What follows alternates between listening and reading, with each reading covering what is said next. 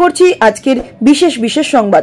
Matua মহাসংঘের fridge bank account শর্ত সাপেক্ষ খুলে দেওয়ার নির্দেশ হাইকোর্টের। তৃণমূলের গুন্ডারা বাধা দিলে রুখে দাঁড়ান ভোটারদের বার্তা মোদির। কোচবিহারে একই দিনে প্রচারে ঝড় মোদি এবং মমতার। সোশ্যাল মিডিয়ায় টেক্কা ঘাস ফুলের। মোদি অমানবিক, জলপাইগুড়ির ঝড় নিয়ে মন্তব্য না করায় প্রধানমন্ত্রীকে তীর তৃণমূলের। কলকাতা পুলিশের নয়া ডিসি সাউথ ওয়েস্ট রাহুল দে লাভলির স্বামীর পরিবর্তন খুঁজে নিল কমিশন। আসছে বিস্তারিত খবরে। মতুয়া মহাসংঘের দায়িত্ব কার হাতে থাকবে, এই নিয়ে শান্তনু ঠাকুরের দায়ের করা মামলায় পুলিশের ভূমিকায় নিয়ে প্রশ্ন তুলে বসলেন ফ্রিজ করা ব্যাংক অ্যাকাউন্টের শর্ত সাপেক্ষ খুলে দেওয়ার নির্দেশ হাইকোর্টের। বিচারপতি রাজাশেখর মান্থার বক্তব্য, রাজনৈতিক প্রতিহিংসাই এই শত্রুতা বাড়ার মূল কারণ বলে মনে করে আদালত। দুই পক্ষই যেহেতু রাজনৈতিকভাবে দুটি ভিন্ন মেরুতে রয়েছে, সেখানে ক্ষমতায় বসা নিয়ে এই দ্বন্দ্ব অস্বাভাবিক কিছু নয়। গাইঘাটা থানা অভিযোগ পাওয়ার পরে ন্যূনতম অনুসন্ধান করার চেষ্টা করেনি, সরাসরি এফআইআর করা বেশি সহজ বলে মনে করেছেন।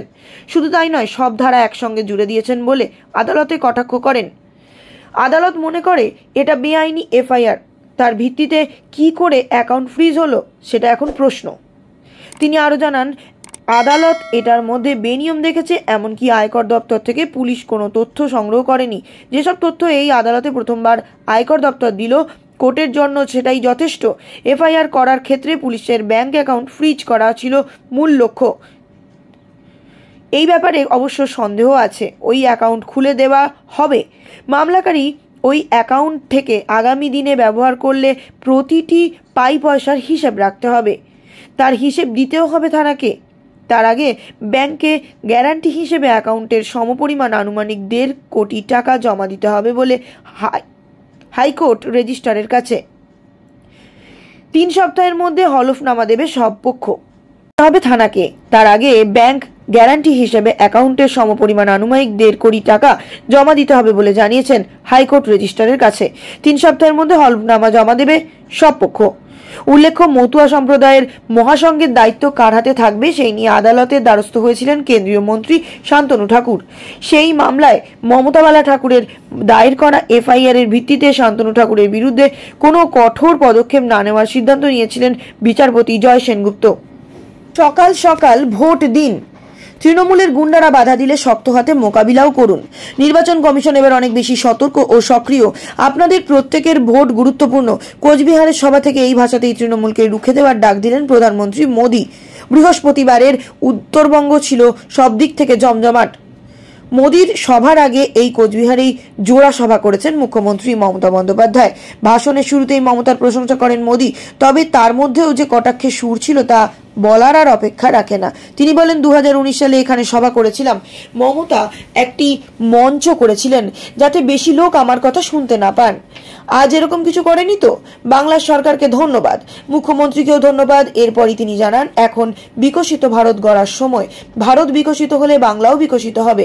19 এপ্রিল ভোট দেওয়ার সময় ভোটারদের এই কথা মনে রাখতে হবে, আহ্বান জানান মোদি। এদিনের সভা থেকে আরও একবার ভারতকে তৃতীয় আর্থিক শক্তি হিসেবে গড়ে তোলার উপর জোর দেন প্রধানমন্ত্রী। তিনি বলেন, দেশকে বিশ্বের তৃতীয় বড় আর্থিক শক্তি হিসেবে গড়ে তুলতে দিল্লিতে মজবুত সরকার চাই। দেশ জানে মোদি মজবুত সরকার দেয়, এবার মজবুত সরকার তৈরি করতে হবে। অন্য একটি প্রসঙ্গে তিনি বলেন, স্বাধীনতার পরের 6 থেকে 7 দশক ধরে কংগ্রেসের মডেল দেখছে দেশ।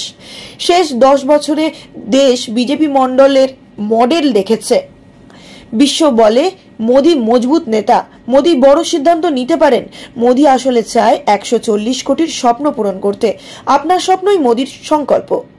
কংগ্রেসকে আক্রমণ করে মোদি বলেন, কংগ্রেস দশকের পর দশক ধরে দারিদ্র্য দূর করার কথাই বলে গিয়েছে, প্রতিশ্রুতি দিয়েছে, কিন্তু বিজেপি 10 বছরে দারিদ্র্যের অভিশাপ থেকে 25 কোটি মানুষকে বের করে আনতে পেরেছে। আমরা সততার সঙ্গে কাজ করছি, উদ্দেশ্য ঠিক হলে পরিণামও ঠিক হবে। কোচবিহারে হাই ভোল্টেজ নির্বাচনী প্রচার হয়ে গেল বৃহস্পতিবার বিকেলে। একই দিনে সভা করলেন প্রধানমন্ত্রী নরেন্দ্র মোদী ও মুখ্যমন্ত্রী মমতা বন্দ্যোপাধ্যায়। লোকসভা নির্বাচনের প্রচার ঝড়ের মাঝেই একে অপরকে টেক্কা দেওয়ার পাল্লা চলল সোশ্যাল মিডিয়াতেও। ভোটের ময়দানে তৃণমূল বিজেপি কেউ কাউকে জমি ছাড়তে নারাজ, তবে সোশ্যাল মিডিয়ার এই যুদ্ধে টিম বিজেপিকে মাত দিল টিম তৃণমূল।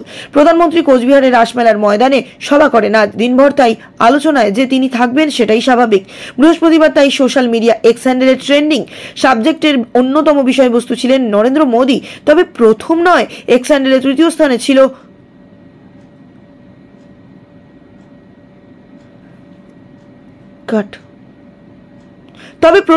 এক্স হ্যান্ডেলে তৃতীয় স্থানে ছিল। তবে মোদীর রাজ্য সফরের দিনেই সকলকে চমকে দিয়েছে আরও একটি বিষয়, যা সরাসরি পশ্চিমবঙ্গের সঙ্গে সম্পর্কযুক্ত। তা হলো সোশ্যাল মিডিয়ায় দ্বিতীয় ট্রেন্ড, যেখানে ট্রেন্ডিং হিসেবে জায়গা করে নিয়েছে বুধবারই তৃণমূলের তরফে নরেন্দ্র মোদীকে আশ্বাস বা আবাস যোজনা ইস্যুতে কোচবিহারের সভা থেকে শ্বেতপত্র প্রকাশের চ্যালেঞ্জ ছোড়া হয়। এর আগে অভিষেক বন্দ্যোপাধ্যায় এই একই চ্যালেঞ্জ করেছেন মোদীকে। দেখা গিয়েছে বৃহস্পতিবার বিকেলে 4টে পর্যন্ত এক্স হ্যান্ডেলে প্রধানমন্ত্রীর রাজ্যের সফর ঘিরে পোস্ট রয়েছে 17.8 হাজার। অন্যদিকে তৃণমূল কংগ্রেস গত কয়েকদিন ধরে আবাস যোজনা নিয়ে প্রধানমন্ত্রীর কাছ থেকে যে শ্বেতপত্রের দাবি জানাচ্ছিল, সেই সংক্রান্ত পোস্ট হয়েছে 39.6 হাজার।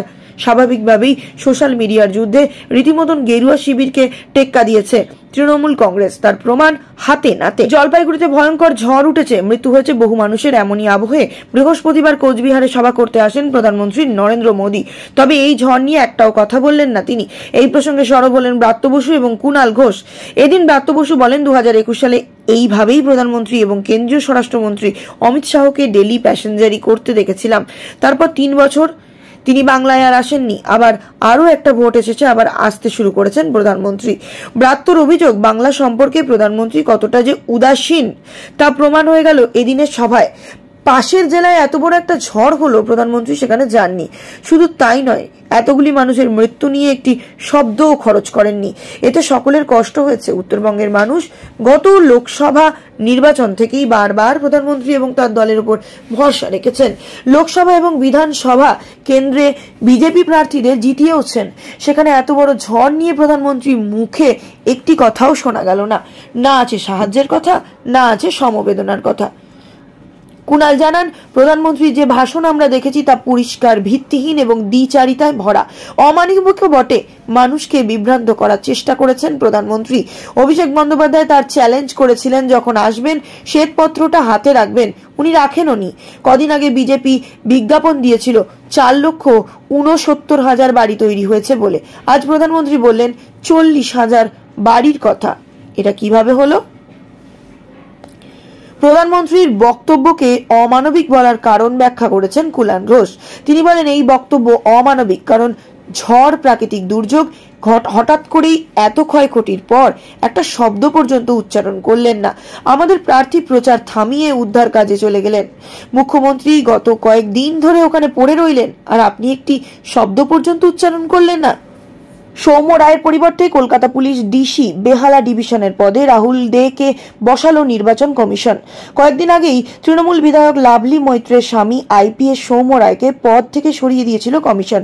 বৃহস্পতিবার নির্বাচন কমিশন বিজ্ঞপ্তি জারি করে জানিয়েছে, সৌম্য রায়ের অপসারণের পর যে পদ খালি হয়েছে তা পূরণের জন্য 3 জন যোগ্য আধিকারিকের নাম পাঠিয়েছিল রাজ্য সরকার। গত 3 এপ্রিল দুপুর 3টের সময় ওই নাম পাঠানোর কথা ছিল। রাজ্য সরকারের প্রস্তাবিত নাম থেকেই রাহুল দেকে ডিসি সাউথ ওয়েস্ট পদে বসালো কমিশন। ডিসি বেহালা ডিভিশনে সৌম্য রায়ের জায়গায় এলেন আইপিএস রাহুল দে। বৃহস্পতিবার বিকালেই সেই মর্মে নির্দেশিকা প্রকাশ করেছে জাতীয় নির্বাচন কমিশন। সম্প্রতি পদ থেকে সরিয়ে দেওয়া হয়েছিল আইপিএস আধিকারিক সৌম্য রায়কে। জানা গিয়েছে, কমিশনের পক্ষ থেকে রাহুল দেকে দ্রুত কাজে যোগ দেওয়ার নির্দেশ দেওয়া হয়েছে। লোকসভা নির্বাচনের দামামা প্রায় বেজে গিয়েছে। নির্বাচনের আদর্শ আচরণবিধিও লাগু হওয়ার পরই একের পর এক জায়গায় আইপিএস আইএসএস নির্বাচনী আদর্শ আচরণবিধি লাগু হওয়ার পর একের পর এক জায়গায় আইপিএস আইএএস আধিকারিকদের সরানোর পালাও কিন্তু শুরু করেছে কমিশন। প্রথমেই এই রাজ্যের পুলিশের ডিজি রাজীব কুমারকে পদ থেকে সরিয়ে দিয়েছে নির্বাচন কমিশন। এরপর একাধিক জেলা শাসক এবং পুলিশ সুপারদেরও পদ থেকে সরিয়ে দিচ্ছেন কমিশন। এরপর সর্বশেষ সৌম্য রায়কে পদ থেকে সরালো কমিশন। জাতীয় নির্বাচন কমিশনের যে নির্দেশিকা সামনে এসেছে তাতে স্পষ্ট করে উল্লেখ করা হয়েছে, সৌম্য রায়কে কলকাতার বাইরে কোনো জায়গায় বদলি করা হবে। এমনকি তিনি কোনোভাবেই লোকসভা নির্বাচন সংক্রান্ত কোনো কাজের সঙ্গে যুক্ত থাকতে পারবেন না বলে জানিয়েছেন কমিশন। প্রসঙ্গত এর আগেও গত বিধানসভা নির্বাচনে 2021 সালে সৌম্য রায়কে সরানো হয়েছিল পদ থেকে। যেহেতু সৌম্য রায়ের স্ত্রী লাভলি মৈত্র রাজ্যের শাসক দলের সোনারপুর উত্তরের বিধায়ক, তাই শাসক দলের দাবি সৌম্য রায়কে সেই কারণেই সরানো হচ্ছে বারবার। তবে পুলিশ আধিকারিকের স্ত্রী যেহেতু তৃণমূল বিধায়ক, সেক্ষেত্রে নিরপেক্ষ নির্বাচনের পথে বাধা হতে পারে বলেই মনে করছেন কমিশন।